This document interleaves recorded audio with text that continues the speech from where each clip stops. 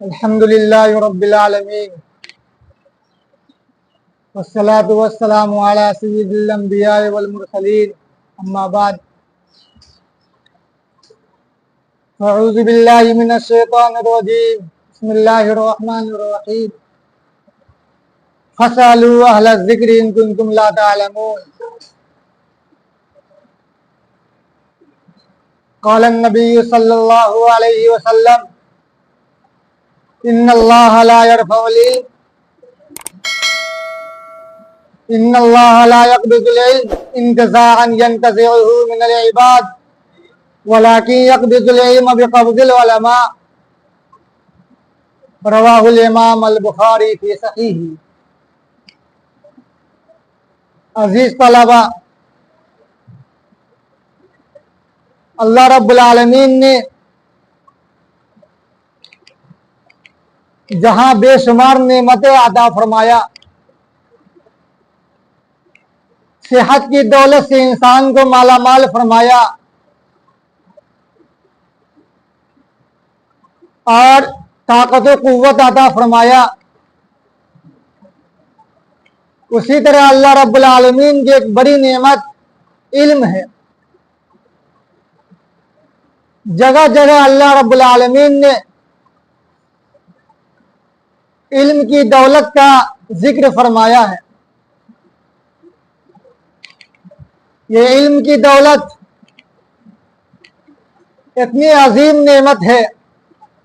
کہ اللہ رب العالمین نے سب سے پہلے جو قرآن میں وحی نازل فرمایا وہ اقرأ بسم ربک الذی خلق کہ علم کے بارے میں فرمایا کہ علم اتنی اہم چیز ہے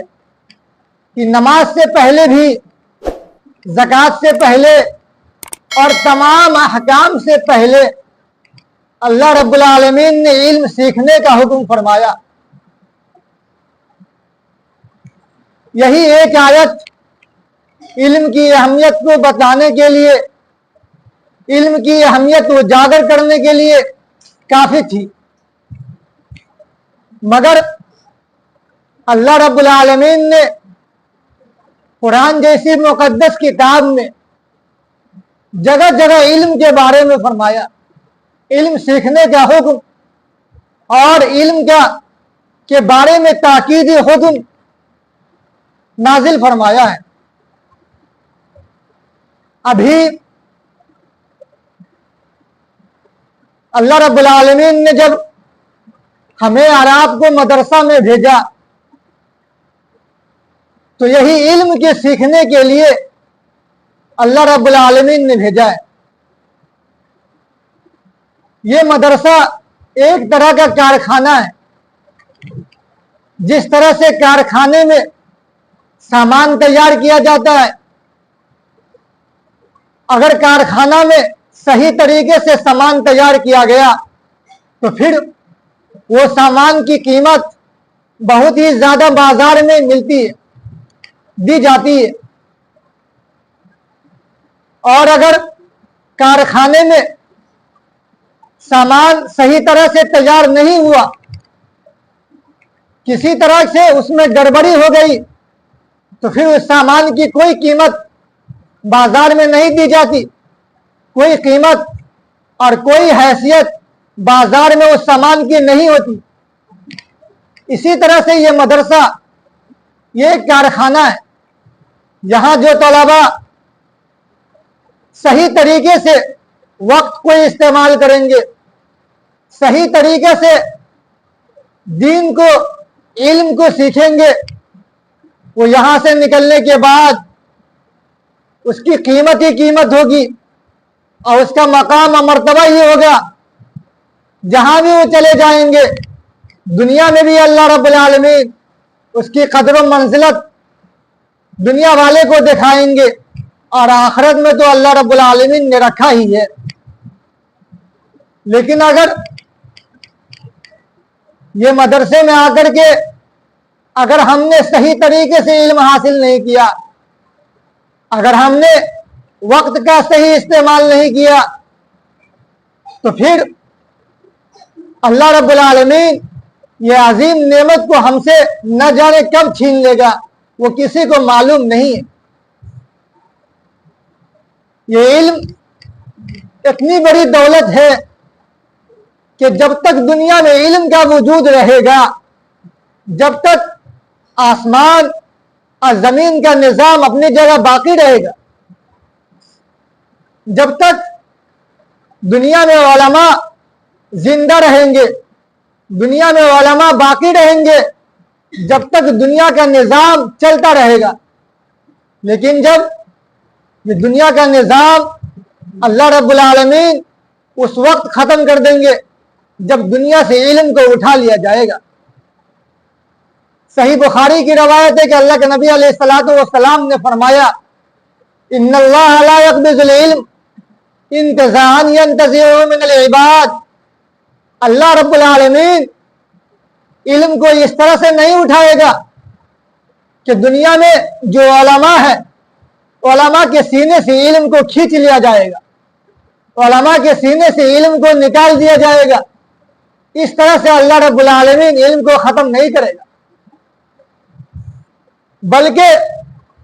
علم کو ختم کرنے کا اللہ رب العالمین کا طریقہ یہ ہوگا، اللہ رب العالمین اس طریقے سے علم کو ختم کر دیں گے، وَلَٰكِن يَقْبِضُ الْعِلْمَ بِقَبْضِ الْعُلَمَاءِ، کہ اللہ رب العالمین علماء کو دنیا سے ختم کر دیں گے، علماء دنیا میں باقی نہیں رہیں گے، دھیرے دھیرے علماء دنیا سے ختم ہوتے چلے جائیں گے۔ آج یہی آخری زمانہ ہے کہ دنیا میں علماء کا وجود انتہائی کم ہے۔ دنیا میں علماء کی تعداد کھانے میں نمک کی طرح ہے کہ جیسے کھانے میں ایک معمولی بالکل ہلکا نمک رکھا جاتا ہے، تھوڑا نمک رکھا جاتا ہے، اسی طرح سے دنیا میں علماء کی تعداد انتہائی معمولی ہے۔ اور جب علماء دنیا سے ختم ہو جائیں گے تو یہ آسمان زمین کا نظام بھی باقی نہیں رہے گا۔ اس لیے عزیز طلبہ، جب اللہ رب العالمین نے اتنا زیادہ ہم پر احسان فرمایا، اتنا زیادہ ہم پر انعام فرمایا کہ اللہ رب العالمین نے علم سیکھنے کے لیے، اللہ رب العالمین نے علم جیسی عظیم نعمت دینے کے لیے مدرسہ میں بھیجا، تو بڑی محنت کے ساتھ، شوق کے ساتھ اور لگن کے ساتھ علم حاصل کرنا چاہیے۔ اگر ہم محنت کے ساتھ اور شوق اور لگن کے ساتھ علم حاصل کریں گے، صحیح طریقے سے علم حاصل کریں گے، تو یاد رکھیے دنیا میں آپ کی ہی حکومت رہے گی، اور آپ کی ہی دنیا میں ہر طرف سے دنیا میں ہر جگہ دبدبہ باقی رہے گا۔ دنیا میں اگر کوئی آدمی، کوئی طلبہ بڑا عالم بننا چاہتا ہے تو اس کے لیے محض دو کام کرنے کی ضرورت ہے۔ حضرت اقدس استاد محترم مفتی سعید صاحب نور اللہ مرقدہ فرمایا کرتے تھے کہ جو طالب علم چاہتا ہے کہ بڑا عالم بن جائے، وہ بس اس کو دو کام کرنے کی ضرورت ہے۔ نمبر 1، نماز کی پابندی سنت موقتہ کے ساتھ نماز کی پابندی، اور نمبر 2، گناہ سے اپنے آپ کو بچا لینا۔ اگر کوئی طالب علم ان دو بات کی گارنٹی دے، دو بات کو اپنے اوپر لازم کر لے کہ پڑھنے کے ساتھ ساتھ، محنت اور لگن کے ساتھ پڑھنے کے ساتھ ساتھ اگر وہ نماز کی پابندی کرے گا سنت موقتہ کے ساتھ، اور گناہ سے بچا رہے گا، کسی طرح کا کوئی گناہ وہ مدرسے میں اور زندگی میں کہیں نہیں کرے گا، تو وہ یقیناً بڑا عالم بن جائے گا۔ تو یہ ایک معمولی چھوٹا سا نسخہ ہے بڑا عالم بننے کے لیے۔ اگر ہم دنیا میں علم حاصل کریں گے، یاد رکھیے اللہ رب العالمین ہر جگہ آپ کی عزت کرائے گا، ہر جگہ آپ کا احترام اور آپ کا دبدبہ دنیا میں باقی رہے گا۔ آپ نے فلسطین جیسا چھوٹا ملک آپ جانتے ہوں گے کہ جو تقریباً 1 سال سے اسرائیل کے مقابلے میں کھڑا ہوا ہے، 1 سال سے اسرائیل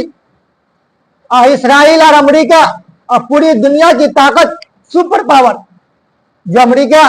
اپنے آپ کو سمجھتا ہے کہ میں سپر پاور ہوں، پوری قوت لگا کر کے،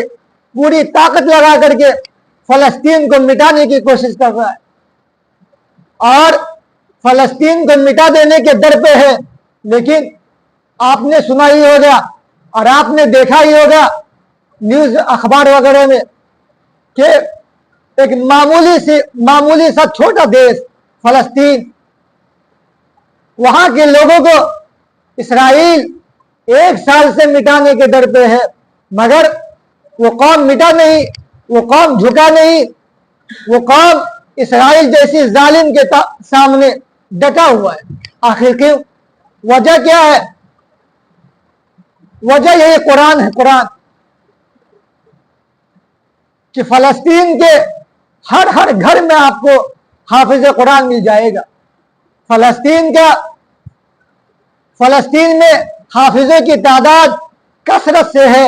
وہ قرآن پڑھنے والے ہیں، قرآن سیکھنے والے ہیں، قرآن وہاں بڑی کثرت سے سیکھا جاتا ہے، قرآن وہاں بڑی اہمیت کے ساتھ قرآن کی تلاوت کی جاتی ہے۔ یہی قرآن کی دولت کی وجہ سے آج پوری دنیا اس کے مٹانے کے در پہ ہے، مگر فلسطین مٹا نہیں اور انشاءاللہ آئندہ مٹے گا بھی نہیں۔ فتح انشاءاللہ یقینی فلسطین کو ہوگی اور اسرائیل کو شکست یقینی ہے۔ اسرائیل پچھلے 70 سال میں، جب سے اسرائیل کا وجود ہوا ہے 1948 سے، جب تک پہلی مرتبہ اسرائیل کو اتنا بڑا دھچکا اور اسرائیل کو اتنا زیادہ نقصان پہلی مرتبہ اٹھانا پڑا ہے، وہ اسی وجہ سے اٹھانا پڑا ہے کہ اس کے سامنے جو لوگ کھڑے ہیں وہ معمولی لوگ نہیں ہیں،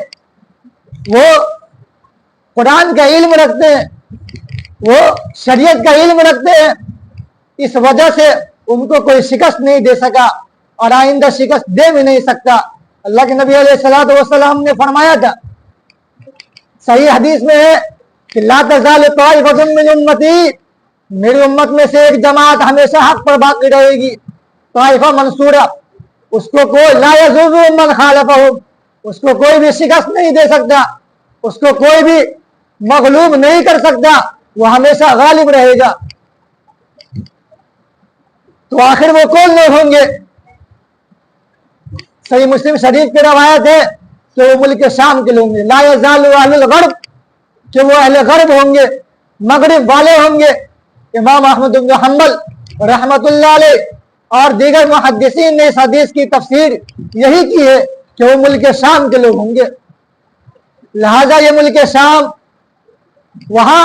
ہمیشہ طائفہ منصورہ کا قیام باقی رہے گا، جس کی وجہ سے اہل حق وہاں ہمیشہ موجود رہیں گے۔ تو الغرض خلاصہ یہ ہے کہ اگر آپ نے بھی علم حاصل کیا صحیح طریقے سے، آپ نے بھی لگن اور محنت کے ساتھ وقت کا صحیح استعمال کیا، تو آپ بھی یقیناً دنیا میں بھی کامیاب ہوں گے اور آخرت میں بھی کامیاب ہوں گے۔ اللہ تعالی ہم تمام لوگوں کہنے سننے سے زیادہ عمل کرنے کی توفیق عطا فرمائے۔ وآخر دعوانا الحمدللہ رب العالمین۔